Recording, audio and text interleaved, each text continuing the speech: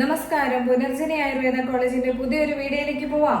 ഇന്നത്തെ ഈ ഒരു വീഡിയോയിലൂടെ പരിചയപ്പെടുത്തുന്നത് കിഡ്നി സ്റ്റോണ്, യൂറിനറി സ്റ്റോണ്, അതേപോലെ മൂത്രത്തിൽ കല്ല് എന്താണ്, അത് എങ്ങനെയാണ് വരുന്നത്, അതിന്റെ ലക്ഷണങ്ങൾ എന്തൊക്കെയാണ്, എങ്ങനെ നമുക്ക് അതിനെ വളരെ സിമ്പിൾ ആയിട്ട് ക്യൂർ ചെയ്യാം എന്നുള്ള കാര്യങ്ങളാണ് ഉൾപ്പെടുത്തിയിരിക്കുന്നത്. ചില ഫ്രൂട്ട്സുകൾ കഴിച്ചുകൊണ്ട് തന്നെ നമുക്ക് ഈ ഒരു മൂത്രത്തിൽ കല്ലിനെ മാറ്റാനായിട്ട് സാധിക്കും. അപ്പോൾ അത് ഏതൊക്കെയാണെന്ന് നമുക്കൊന്ന് കണ്ടുവരാം. മൂത്രത്തിക്കല്ല് കിഡ്നിയിലും മൂത്രസഞ്ചിയിലും കിഡ്നിയിൽ നിന്നും മൂത്രസഞ്ചിയിലേക്കുള്ള ട്യൂബിലുമാണ് മെയിനായിട്ട് വരിക. ഇനി എന്തുകൊണ്ടാണ് ഈ മൂത്രത്തിക്കല്ല് വരുന്നത്? ചിലർക്ക് ജന്മന തന്നെ യൂറിക് ആസിഡിന്റെ അളവ് കൂടുന്ന ശരീരപ്രകൃതി ഉള്ളവരുണ്ട്. ഇങ്ങനെയുള്ളവർക്ക് മൂത്രത്തിക്കല്ല് ഫോം ചെയ്യാറുണ്ട്.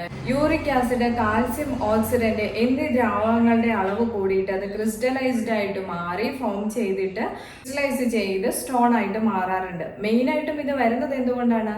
നമ്മുടെ വെള്ളം കുടി കുറയുന്നത് കൊണ്ട് തന്നെയാണ്. ധാരാളം വെള്ളം കുടിക്കുക എന്നതാണ് ഇതിന്റെ ഒരു സൊല്യൂഷൻ. നമ്മളൊക്കെ അറിയാം, യാത്ര ചെയ്യുന്ന സമയത്ത്, തിരക്കിട്ട് ജോലിക്ക് പോകുന്ന സമയത്ത്, ഓഫീസിൽ വർക്ക് ചെയ്യുന്ന സമയത്തൊക്കെ നമ്മൾ ഈ വർക്കിൽ മാത്രം മുഴുകിയിരിക്കും. വെള്ളം കുടിക്കുന്നതിന് ഒരു കുറച്ച് ബാക്കോട്ട് നിൽക്കാറുണ്ട്. അപ്പൊ ഇങ്ങനെ വരുന്ന സിറ്റുവേഷൻസിലാണ് മെയിനായിട്ട് മൂത്രത്തിക്കല്ല് വരിക.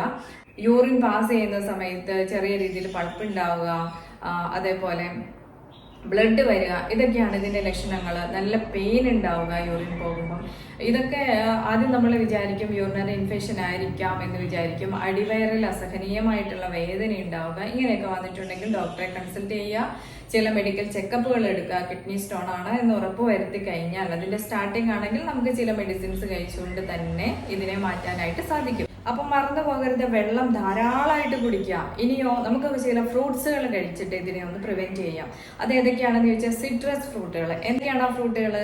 ഓറഞ്ച്, ഗ്രേപ്പ്, ചെറുനാരങ്ങ, ഇതൊക്കെ നമുക്ക് വളരെ നല്ല രീതിയിൽ എന്ത് ചെയ്യാം, കിഡ്നി സ്റ്റോണിനെ പ്രിവെന്റ് ചെയ്യുന്ന ചില ഫ്രൂട്ടുകളാണ് കേട്ടോ. ഈ ഫ്രൂട്ട്സുകളൊക്കെ കഴിച്ചിട്ടുണ്ടെങ്കിൽ വളരെ നല്ലതാണ്.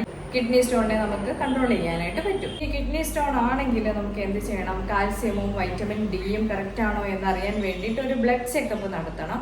അതൊക്കെ അല്ല, അതിന്റെ ഡെഫിഷ്യൻസി ഉണ്ടെങ്കിൽ അതിനാവശ്യമായിട്ടുള്ള സപ്ലിമെന്ററി ഫുഡുകൾ കഴിക്കുക. വൈറ്റമിൻ B6, B12 വരുന്ന ഫ്രൂട്ട്സുകൾ കഴിക്കുക. എല്ലാ ഫ്രൂട്ടിലും തന്നെ വൈറ്റമിൻ B6, B12 അടങ്ങിയിട്ടുണ്ട്. അപ്പൊ നമുക്ക് അത് ഏതൊക്കെയാണ്? അതായത് ആപ്പിള്, പപ്പായ, ഇനി നമുക്ക് ബ്രോക്കോളി കഴിക്കാം, അവക്കാഡോ കഴിക്കാം, വാട്ടർമെലോൺ, ധാരാളം വെള്ളം അടങ്ങിയ ഫ്രൂട്ടാണ് വാട്ടർമെലോൺ. ഇതൊക്കെ നമ്മൾ നന്നായിട്ട് കഴിക്കുക. ഇതിലെല്ലാം ഉപരി വീണ്ടും വീണ്ടും ആവർത്തിച്ച് പറയുക, നിങ്ങളെ ഓർമ്മപ്പെടുത്തുന്നതും കൂടെയാണ് ധാരാളം വെള്ളം കുടിക്കുക. ഈ ഒരു വീഡിയോ ആദ്യമായിട്ടാണ് കാണുന്നതെങ്കിൽ ഒന്ന് സബ്സ്ക്രൈബ് ചെയ്യുക. അതേപോലെ തന്നെ ഒന്ന് ബെല്ലൈക്കണം കൂടി എനേബിൾ ചെയ്ത് വെക്കണേ. എന്നാലാണ് ഞാൻ ഇടുന്ന ഓരോ വീഡിയോസും നിങ്ങൾക്ക് അന്നേരം കാണാനായിട്ട് സാധിക്കുകയുള്ളൂ. എന്തൊക്കെയാണ് കിഡ്നി സ്റ്റോണിന്റെ ലക്ഷണങ്ങൾ? മൂത്രം ഒഴിക്കുന്ന സമയത്ത് അസഹനീയമായ വേദന അനുഭവപ്പെടുക, യൂറിൻ പാസ് ചെയ്യുമ്പോൾ അതിൻ്റെ കൂടെ കുറച്ച് പഴുപ്പ്, ബ്ലഡ്, ഇങ്ങനെയുള്ള കാര്യങ്ങളൊക്കെ കാണുക.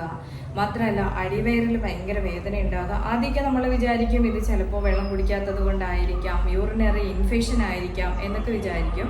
പക്ഷേ അതൊന്നും ആകണമെന്നില്ല. ചിലപ്പോൾ യൂറിനറി ഇൻഫെക്ഷനും ആകാം. കറക്റ്റായിട്ടും ഒരു സംശയം തോന്നിയിട്ടുണ്ടെങ്കിൽ ഡോക്ടറെ കണ്ട് ആവശ്യമായിട്ടുള്ള മെഡിക്കൽ ചെക്കപ്പുകൾ എടുക്കുക. അതിനുശേഷം വളരെ കൃത്യമായിട്ട് മെഡിസിൻസ് കഴിക്കുക.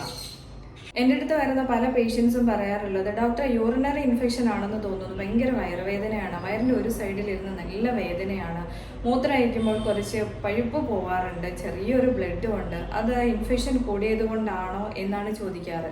അപ്പോൾ നമ്മൾ ടെസ്റ്റ് എടുത്ത് കഴിയുമ്പോഴാണ് അത് ഇൻഫെക്ഷൻ അല്ല, മൂത്രത്തിക്കല്ലാണ് എന്ന് പല രോഗികളും മനസ്സിലാക്കും. ഈ മൂത്രത്തിക്കല്ലിനെ വളരെ പെട്ടെന്ന് അലിയിച്ച് കളയാനായിട്ടുള്ള മെഡിസിൻസ് ഞാൻ പറഞ്ഞു തരാം. അത് വളരെ ശ്രദ്ധാപൂർവം തന്നെ കേൾക്കുക. നമ്മുടെ പരിചയത്തിൽ ആരെങ്കിലും ഉണ്ടെങ്കിൽ അവർക്ക് കൂടി പറഞ്ഞു കൊടുക്കുക. അപ്പൊ നമുക്ക് മെഡിസിനിലായിട്ട് കിടക്കാം അല്ലേ. എല്ലാവർക്കും അറിയുന്നതാണല്ലോ ബീൻസ്. നമ്മൾ മിക്കപ്പോഴും തോരൻ വെക്കാനൊക്കെ വാങ്ങാറുള്ള ബീൻസ് ഇല്ലേ, ആ ബീൻസ് ഒരു 1/2 കിലോ വാങ്ങിച്ചിട്ട് അതിനുള്ളിൽ നിന്നും പൊളിച്ചെടുത്ത് പയർ മാത്രം എടുക്കുക. പിഞ്ച് ബീൻസിൽ ഉണ്ടാവില്ല കേട്ടോ, അത്യാവശ്യം മൂത്ത ബീൻസ് തന്നെ വാങ്ങുക. എന്നിട്ട് അത് പൊളിച്ച് അതിനുള്ളിലെ പയർ എടുത്തിട്ട് ചെറുതായിട്ട് കട്ട് ചെയ്ത് ഒരു 1/2 ലിറ്റർ വെള്ളം ഒഴിച്ചിട്ട് 2 മണിക്കൂർ സമയം എടുത്ത് വേവിച്ചെടുക്കുക. ഏറ്റവും കുറഞ്ഞ തീയിൽ വെച്ചിട്ട് വേവിച്ചെടുക്കുക.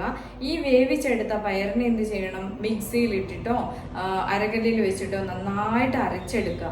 ഈ അരച്ചെടുത്ത ഇതൊരു മെഡിസിനാണ്. ഈ അരച്ചെടുത്ത മെഡിസിനെ വെറും വയറ്റിൽ കുടിക്കുക. ചിലർക്ക് അത് മൊത്തത്തിൽ കുടിക്കാൻ പ്രയാസം ഉണ്ടാവും. ഇല്ലെങ്കിൽ ഒരു പകുതി കുടിച്ച് കുറച്ച് കഴിഞ്ഞിട്ട് പകുതി കുടിക്കുക. ഇത് കുടിച്ചതിന് ശേഷം ഭക്ഷണം ഒന്നും കഴിക്കാതിരിക്കുക. എന്നിട്ട് ഒരു 3 ലിറ്റർ വെള്ളം കുടിക്കുക.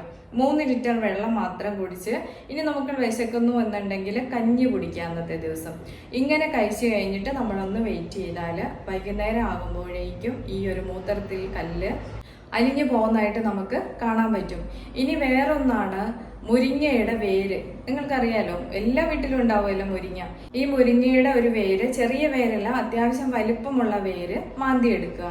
എടുത്തിട്ട് ആ ഒരു വേര് നന്നായിട്ട് കഴുകി വൃത്തിയാക്കിയിട്ട് അത് കഷ്ണമാക്കിയിട്ട് വെള്ളം തിളപ്പിച്ച് ഇടയ്ക്കിടയ്ക്ക് ഈ വെള്ളം കുടിച്ചുകൊണ്ടിരിക്കുക.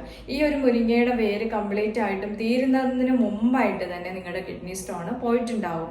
ഇനി നിങ്ങൾക്കൊക്കെ അറിയുന്ന ഒരു മെഡിസിൻ ആണല്ലോ കല്ലുരുക്കി. കല്ലുരുക്കി എല്ലാവർക്കും അറിയാം അല്ലേ? നമ്മുടെ തൊടിയിലും മിറ്റത്തും എന്തിനാ പറയണേ, കുറച്ച് മണ്ണുണ്ടെങ്കിൽ അവിടെയൊക്കെ ഈ കല്ലുരുക്കി പൊടിച്ചു വരാറുണ്ട്. അപ്പൊ ഈ കല്ലുരുക്കി ഏറ്റവും നല്ല മെഡിസിൻ ആണ്. അത് സമൂലം എടുക്കുക. സമൂലം എന്ന് പറഞ്ഞിട്ടുണ്ടെങ്കിൽ വേരോട് കൂടിയിട്ട് കല്ലുരുക്കി പറിച്ചെടുത്തിട്ട് നമ്മുടെ പാലിൽ മിക്സ് ചെയ്തിട്ട് കഴിക്കാം. ചെറിയ ചൂട് പാലിൽ നന്നായിട്ട് അരച്ചെടുത്ത് അതിന്റെ നീരാണ് കേട്ടോ എടുക്കേണ്ടത്. മിക്സ് ചെയ്ത് നമുക്ക് കഴിക്കാം. ഇനി പാലിൽ മാത്രമല്ല, കരിക്കിൻ വെള്ളത്തിൽ 2 കരിക്കിന്റെ വെള്ളം എടുത്തിട്ട് കല്ലുരുക്കിയുടെ നീര് നന്നായിട്ട് പിഴിഞ്ഞ് അരച്ചെടുത്ത് നല്ല വെള്ള തുണിയിൽ പിഴിഞ്ഞെടുക്കുക. ഈ നീര് നമുക്ക് കരിക്കിൻ വെള്ളത്തിൽ മിക്സ് ചെയ്ത് കഴിക്കാം. ഇനി ജീരകത്തിൽ ഒരു 2 ടേബിൾ സ്പൂൺ ജീരകം എടുത്ത് വെള്ളം ഒഴിച്ച് നന്നായിട്ട് തിളപ്പിച്ചിട്ട് ഇതിൽ നമുക്ക് മിക്സ് ചെയ്ത് കഴിക്കാം. അങ്ങനെ കല്ലുരുക്കിയും ഏറ്റവും നല്ലൊരു മെഡിസിനാണ്. ഇതിന്റെ കൂടെ നമുക്ക് omega-3 ഫാറ്റി ആസിഡ് വരുന്ന ഗുളികകൾ കഴിക്കാം. അതായത് മീനെണ്ണ പോലെയുള്ള ഗുളികകൾ കഴിക്കാൻ പറ്റും. അപ്പൊ ഞാൻ ഡെയിലി കഴിക്കുന്ന ഒരു ഗുളിക നിങ്ങളെ പരിചയപ്പെടുത്താം. ഇത് RCMന്റെ പ്രോഡക്റ്റ് ആണ്.